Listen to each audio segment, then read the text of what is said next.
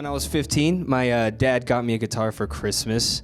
And the reason why I wanted a guitar is because I was a sophomore in high school, and I was taking this Spanish class, and there was this older dude. He was a junior, and when our teacher didn't want to teach anymore, he's like, "Hey, just you should come up here and just sing some songs." So this guy had the guitar, and he would sing it, and all the girls would be like mesmerized. I'm like, what is this? And I just didn't know because I was just playing video games all the time when I was growing up. So I was like, what is this? I didn't know how to play guitar. I didn't know I could sing. So I was watching this thing. I was like, dang, that's really cool. And at the same time, simultaneously, my friends were playing with guitar. So I started messing around, starting to learn how to play like cover songs of Green Day.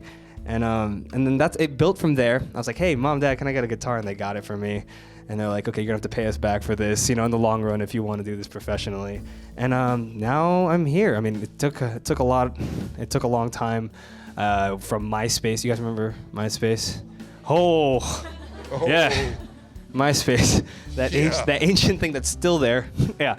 So, I mean, it was MySpace. I was following people like AJ Raphael, who came here last year, and he was definitely, we were the same age. We were in the same class, same year, graduating year.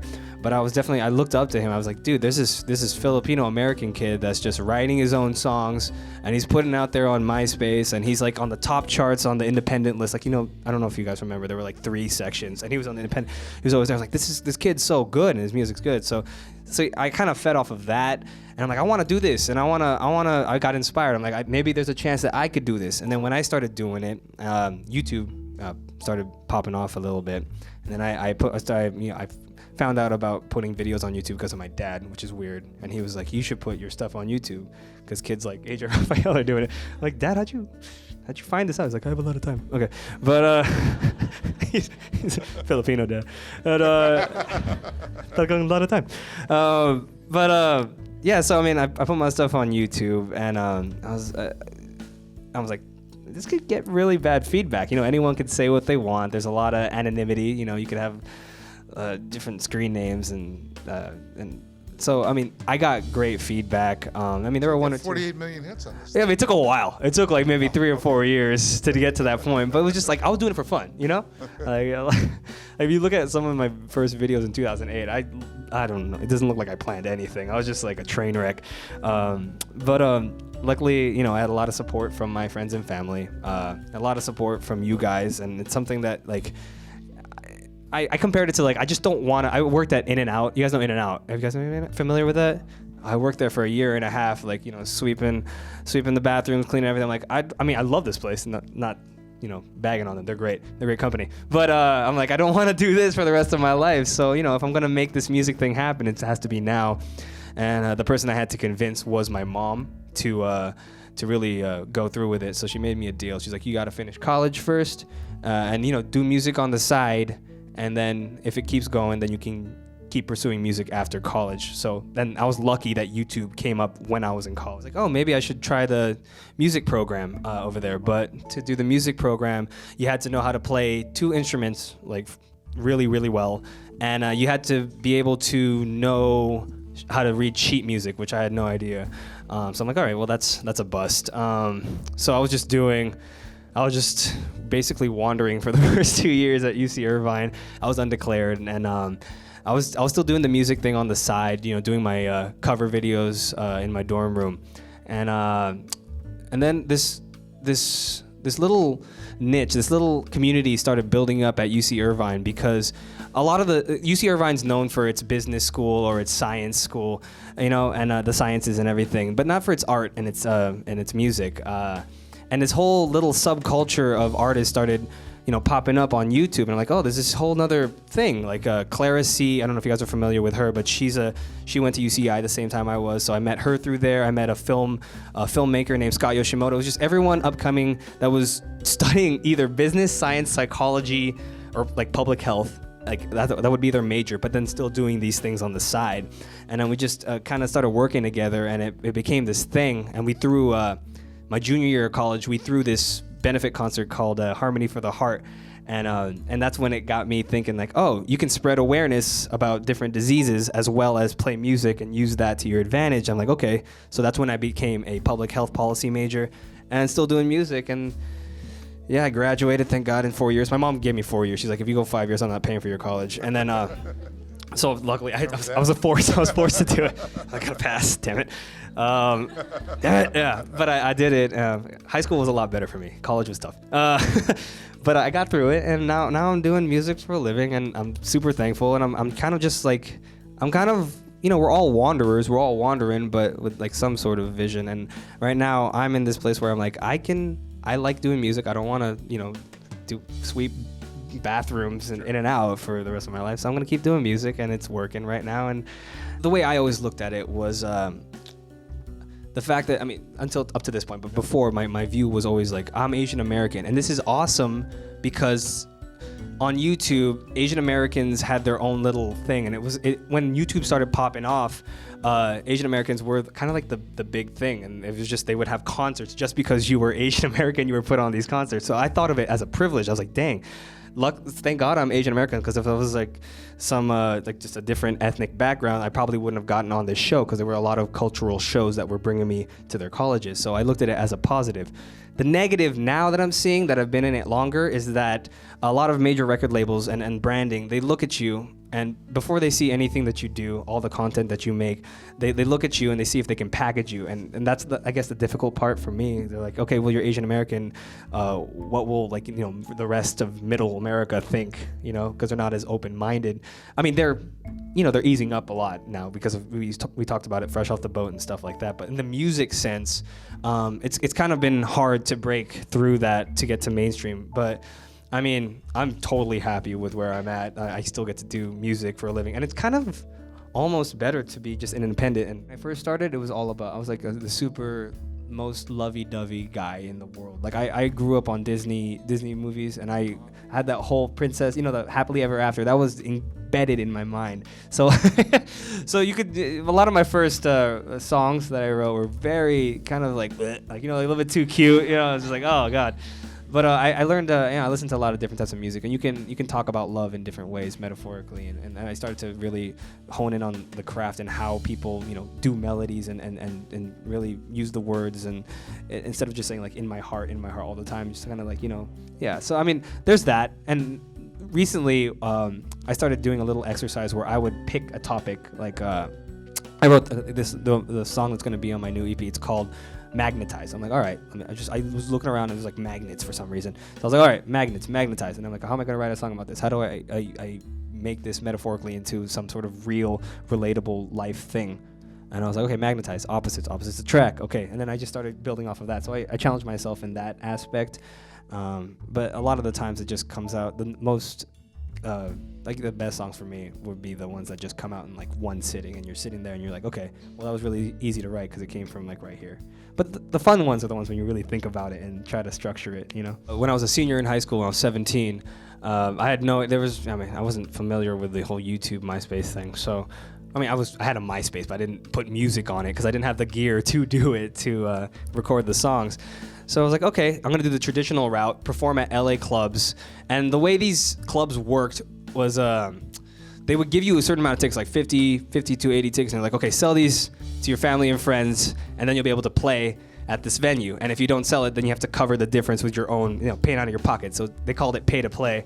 And I did this for the whole summer of my senior year of high school, and it was just ridiculous because I started playing guitar and doing a lot of covers of Jack Johnson. You guys know Jack Johnson, familiar? Very soft, right? Very cool, very chill, singer-songwriter stuff. And I had a full band, but they would put me on bills, like they call it bills of, the whole lineup and everything. They put me on lineups, and I would open up for like metal bands. I would open up for alternative rock bands, and it was just gnarly because I would open up and the whole crowd would be like my friends and family right here, and then everyone else was just like dressed up like, metal, and they were ready for like to rock out, and I was like, okay, I'm gonna come up here and sing some Jack Johnson songs for you. So it was definitely like a trial and error kind of thing. I was 17 at the time. I was like, it doesn't matter. They'll forget in like 2 years if this was horrible. And that's how that worked out. And then YouTube came up, and I was like, okay, I could stay in my room and not go in front of anybody and have to open up for metal bands. So I'll stick with this for a little bit. Without YouTube, honestly, I wouldn't have had the platform to put my music out there to show people that I could actually sing, that I could actually do something. And the thing is, like, I wasn't. Even then, I me looking at young me now, I was like, I wasn't that good. Like I was looking at my singing and the covers, I was like, dang. Because of the support of my parents, they were like, oh, you are good. I was like, okay, you know what? I'm gonna keep going. I'm gonna keep doing it. But I practiced a lot because I had my peers like AJ Raphael, amazing artist. You have Jeremy Passion, he's a Filipino too from San Francisco, amazing R&B acoustic player, and all these kids that were in like the same peer group, and they were amazing. So I wanted to kind of like, you know, just I guess meet, you know, like level off with them and try to, you know, be able to fit in, because I'm like, I'm not that good. I'm like, you guys are amazing. So I practiced a lot on my craft, and then that was the whole focus, you know, just focus on singing, focus on your music, and everything will come afterwards. Now, how did Ellen DeGeneres find you? Ellen show was it was 5 years ago, 2010, and I just put out it was a year before, like it was a Halloween. I put out a cover of Ayaz's Replay, and then 10 months later, so I mean, I just put it out there. Nothing happened afterwards. 10 months later, after I put that video out, the next year, I got a message. I got an inbox message on my YouTube. I don't know if they have that anymore, but it said The Ellen Show, and then it had a photo and then like a name, and there was, you know, I was like, this could be totally fake.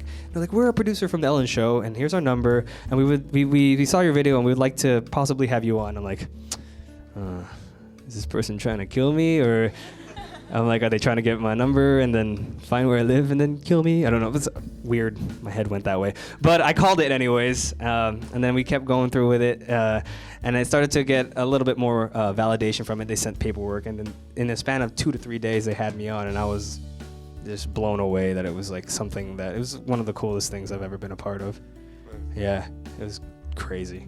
She's awesome. She looks exactly the same. Like, just as, like, you know how she's like glowing on TV? I was like, oh my God, she's exactly the same. And the first thing I said when I was on national TV, I walked out, and she's like, oh yeah, good to have you. You're online? Yeah, it's online. She's like, oh, is your mom here? I'm like, yeah, hi mom. So the first thing I said was, hi mom, on TV. I'm like, that's perfect. That's the most cliche. It's on there, and it's just a nervous wreck, but it was awesome. So before before I found out what YouTube was, you know, they do a lot of guitar tutorials on there, and you could just look at them and just follow their fingers. But what I used to do is I had a MySpace, and the first song I had on my MySpace was Jeremy Passion's So Sick by Neo. And I was like, this is the coolest thing ever. So what I did was I listened to it, and I just tried to match it. It took me hours, if not days, to figure it out. So that's how I taught myself. And then later on, I started to progress, and then YouTube was there. I was like, okay, let me just like learn from there and then try to make it into my own style. So that's how, I taught myself. Yeah, I could be way better. I should be way better for how many years I've been playing, but singing's my thing. For a YouTuber and artist, is the hardest thing would be how insecure the job is. That's what my mom always said, that you have to, you have to finish college because you have a backup. But I'm like, I don't want to live on a backup. I would rather be doing this. And I said at LCC, I said the thing that really keeps me going is that I would rather be doing music, and it's something that I love doing, and I can still make a living off of. So that would be the hardest thing, paying rent. I mean, when I post up a live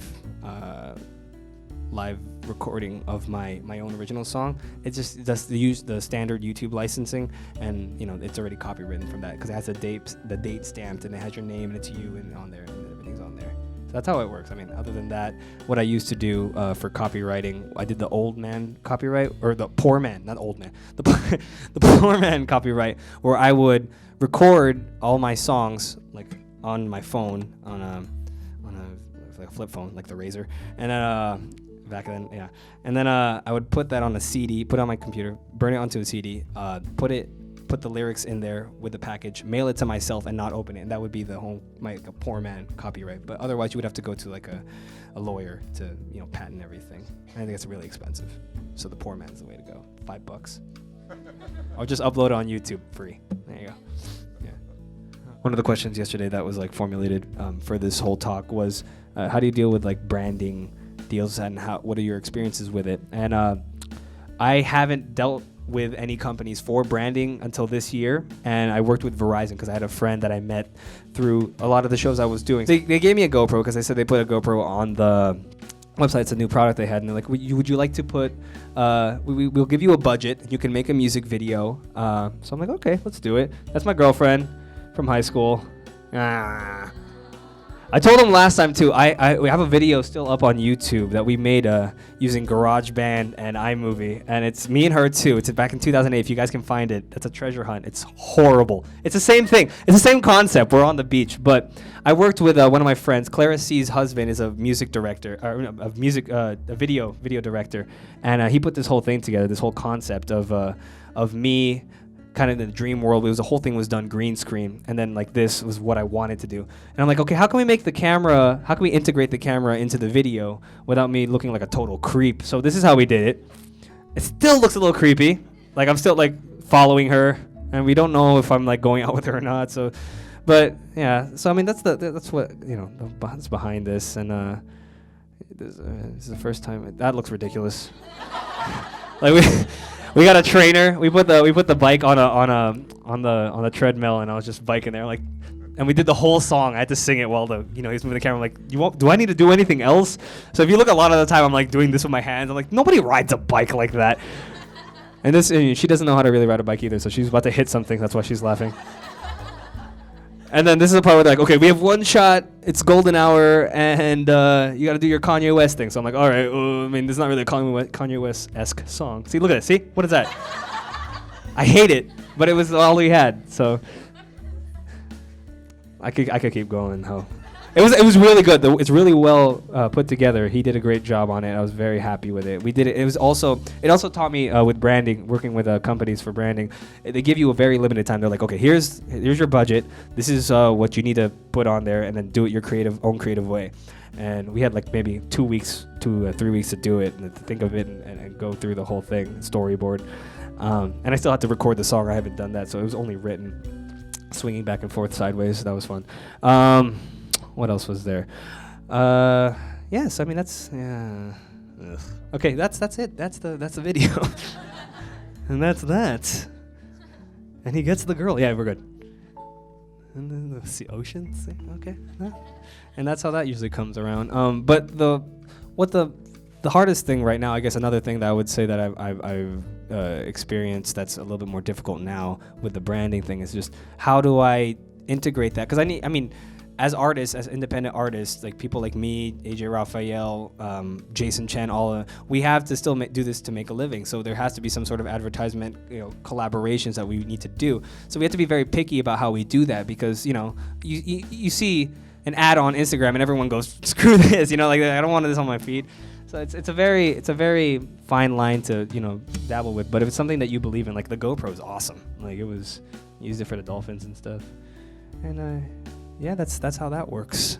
You have the internet, right? Because early on, maybe I was lucky to have the early on internet, but you have access to all the Instagram, social media, YouTube, Facebook. Facebook turned into a video playing thing, right? They changed the algorithm that you could put videos up there too. So I would make pages on all those things, and then kind of like keep them tight, you know what I mean? Like post the main thing to do in social media, which I learned, is that you're supposed to upload the video. You rap, right? So do you make videos? Okay. SoundCloud's dope, right? A lot of rappers do SoundCloud, so that's a huge thing. So that's number one. It's good to put out your music, at the same time let people to get to know who you are too. And then always, it's good to, if you can get on shows where if you're familiar with Dumbfounded, he's a Korean rapper. Yeah. So try to get on like show, like if you can open up for them, try to work your way around, because it's not that difficult these days. Just to email and set it out. Hey, I'm a rapper. If he's out here in Hawaii, just be like, I will do it for free. I'll go open up, and that it allows you to network and meet him and talk to him. And if he thinks you're dope, that could be something. You know what I mean? So just give yourself opportunity. Put yourself out there. You don't know if anything's gonna take, but it won't happen if you don't put the bait out. You know what I mean? Nothing will bite. So just go do that. Make your pages, and then just keep doing it. You love it, right? So that's dope. You got the SoundCloud already, so that's good. That's dope. Very good. I just graduated college, UCI, 2011, and I'm like, I want a tattoo that will remind me to balance my life. To balance work, to balance music, and to balance my family. Because a lot of times we get so ambitious that we start chasing our dreams, which is a great thing. But then you forget that, your parents are also here for a limited time, and it'd be nice to, take out time to spend time with them. So I really honed in on that. And then it's good, like every Sunday, I try to see my parents, and it gives me that like revitalization to go back and deal with the world. And so this reminds me to keep balance. It's a bonsai tree, so it signifies balance and balance in life. Yeah, it hurt like a yeah. Like it took 2 sessions, and it was just like, he's like, you look like you're sweating a little bit, and he just gave me like a Capri Sun and like a power bar. I'm gonna take a smoke break. And it was cold in the room, so I was just like, okay, this is not good for this. You're making money. You're smart. All right.